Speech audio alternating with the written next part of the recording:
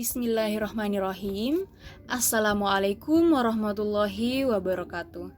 Perkenalkan, nama saya Nur Fitrianti, Prodi Hukum Tata Negara 2, Fakultas Syariah dan Hukum Islam, Institut Agama Islam Negeri Bone. Pada kali ini saya akan menjelaskan 3 materi pada mata kuliah Perkembangan Pemerintahan di Indonesia. Untuk mengefisienkan waktu, pertama-tama saya akan menjelaskan materi mengenai pengertian sistem pemerintahan dan dasar teori sistem pemerintahan. Yuk. Jadi, pengertian sistem pemerintahan adalah keseluruhan pengaturan kekuasaan negara untuk melaksanakan kedaulatan rakyat yang dijalankan oleh lembaga-lembaga negara berdasarkan pembagian kekuasaan sesuai ajaran yang dianutnya dalam mencapai tujuan negara. Sedangkan untuk dasar teori sistem pemerintahan itu ada 4. Yang pertama, pemisahan kekuasaan, yang kedua demokrasi, yang ketiga negara berdasarkan hukum, dan yang keempat adalah konstitusi. Nah, sekarang apa sih itu pemisahan kekuasaan? Jadi, pemisahan kekuasaan adalah suatu cara pembagian dalam tubuh pemerintahan agar tidak terdapat penyalahgunaan kekuasaan antara legislatif, eksekutif, dan yudikatif, atau seperti yang kita kenal dengan sebutan trias politika. Nah, selanjutnya, apa itu demokrasi? Jadi menurut Abraham Lincoln, demokrasi merupakan pemerintahan yang berasal dari rakyat, oleh rakyat, dan untuk rakyat. Selanjutnya, apa itu negara yang berdasarkan hukum? Maksud dari negara yang berdasarkan hukum itu bertujuan untuk membatasi penguasa, pemerintah dalam arti luas dalam berkata, bertindak yang didasarkan pada peraturan perundang-undangan yang berlaku pada suatu tempat dan waktu tertentu atas rakyatnya. Nah, yang terakhir adalah konstitusi. Jadi, konstitusi ini itu digunakan sebagai hukum dasar negara, sebagai hukum utama negara, dan semua hukum yang lain harus sejalan dengan konstitusi. Konstitusi menetapkan dan melindungi hak-hak dasar warga negara. Dan konstitusi terbentuk adalah dasar bagi masa depan bangsa. Selanjutnya saya akan membahas materi kedua mengenai bentuk negara, susunan organisasi negara, dan macam-macam sistem pemerintahan. Yang pertama, bentuk negara.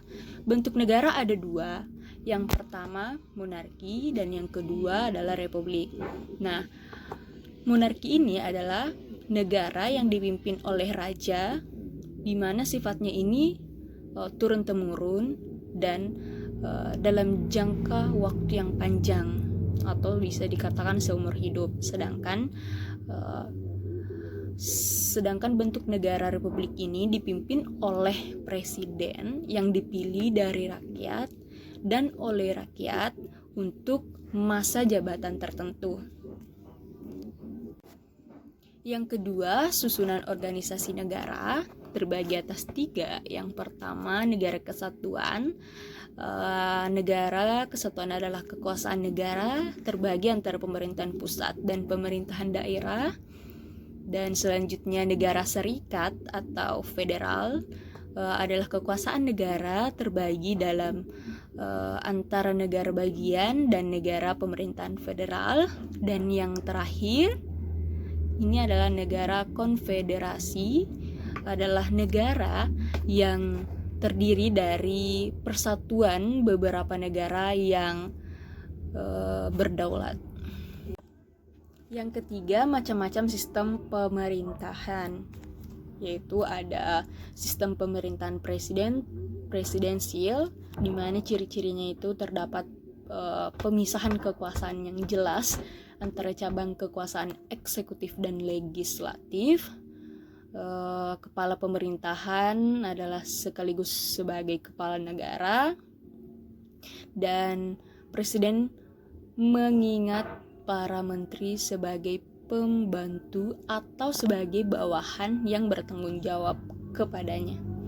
Nah, selanjutnya sistem pemerintahan parlementer.